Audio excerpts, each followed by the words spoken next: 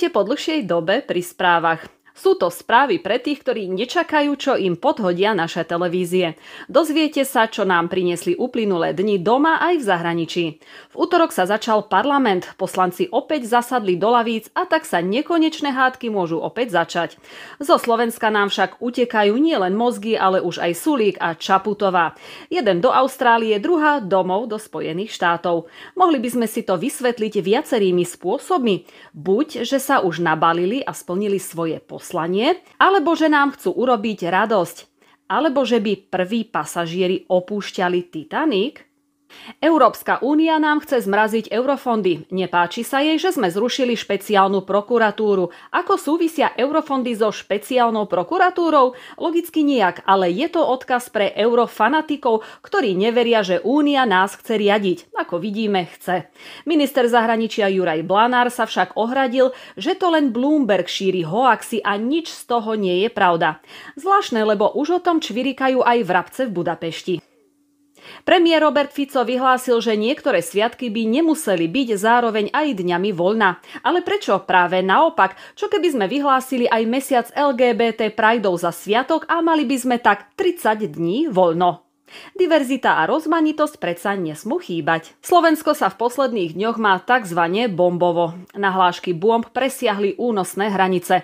No zatiaľ sa nič nestalo, ale keby sa to stalo v zahraničí, tak média by do pár minút mali viníka, a to ruských hackerov. A ešte, aby ste nezabudli, keď pôjdete do lekárne, je treba zvýšiť štatistiky. Už sa verejne hovorí, že je zvýšený dopyt po antigénových testoch, tak nezabudnite sa aj vy po nich zháňať. Nech lekárne majú pocit, že médiá píšu pravdu. A domáce spravodajstvo ukončíme prevratnou novinkou. Demokrati predstavili neuveriteľnú posilu Ľubomíra Galka. Že neviete, kto to je? Nevadí, to asi ani demokrati. Hlavné je, že vďaka Galkovi budú odteraz presadzovať svoje šialené nápady aj v parlamente. A poďme do zahraničia. Nový prieskum zaskočil Američanov, teda aspoň tak píše liberálny New York Times. Po týždňoch eufórie v ňom Kamala Harrisová zaostáva za Donaldom Trumpom. Ukazuje sa, že veľká časť Američanov ju považuje za príliš liberálnu a nedôveruje jej v ekonomických témach. Zároveň ju takmer štvrtina voličov nepozná dostatočne dobre. To je zaujímavé, lebo v úrade viceprezidentky je už od roku 2021. V štátoch ešte zostaneme. New York nevie, čo s migrantmi. Mesto pre nich zriadilo vyše 200 azylových centier, ktoré poskytujú krátkodobú pomoc. Avšak realita je taká, že sú plné utečencov a úrady ich nevedia vysťahovať. Prečo? Pripomeňme, že azylové domy sú väčšinou štvorhviezdičkové hotely, za ktoré úrady platia v priemere $400 za noc. Demokratický starosta Eric Adams chce novými nariadeniami donútiť migrantov, aby si hľadali ubytovanie sami. Našli sa však aj kritici, ktorí tvrdia, že migranti si nemôžu hľadať ubytovanie sami, pretože to v nich prehlbí pocit neistoty. Tak už viete, čo máte robiť, keď potrebujete bývanie. Stačí ísť na mestský úrad a požiadať, nech vám nájdu a zaplatia luxusný hotel. Inak to vo vás prehlbí neistotu. Holandský súd odsúdil 2 Pakistancov za podnecovanie k vražde pravicového politika Geerta Wildersa. Dôvodom podnecovania bolo vyhlásenie Wildersovej súťaže o karikatúru proroka Mohameda. Náboženský vodca Jalali dostal 14 rokov za podnecovanie k vražde. Vidíte, keby boli na Slovensku, nedostali by ani podmienku. Tu totiž stačí, keď strelec na premiéra zaplače, že ho doma čaká žena a môže žiadať o slobodu. Nemecko má už dosť nelegálnych migrantov. Síce trochu neskoro, ale predsa. Od 16. septembra zavádza prechodné kontroly na všetkých hraniciach. Trvať by mali pol roka. Nemecko sa totiž obáva zvýšených teroristických útokov a nárastu kriminality. Kde je teraz mama Merkelová? Bavorský premiér Markus Söder žiada obmedzenie prijímania migrantov. Uviedol, že jeho hranica je pod 100 000. Len si to teda predstavte.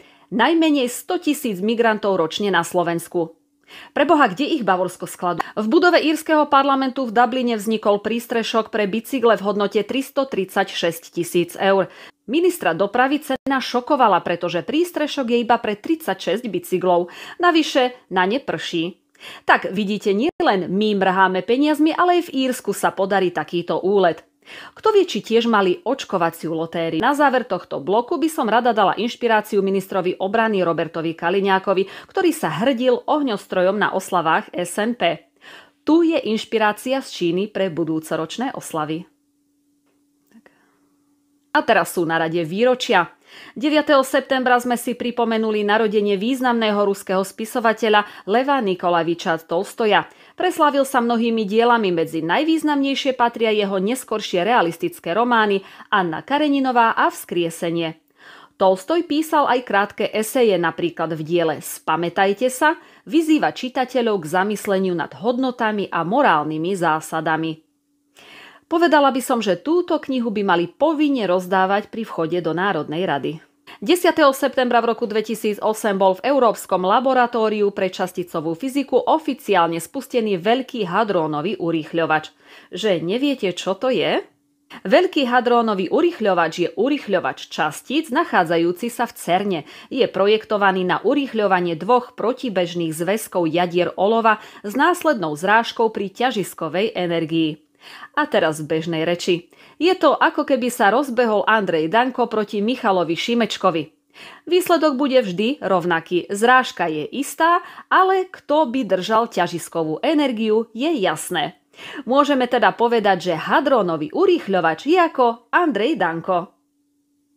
A to už bola posledná dnešná správa. Uvidíme sa, ak Boh dá, opäť o týždeň v stredu.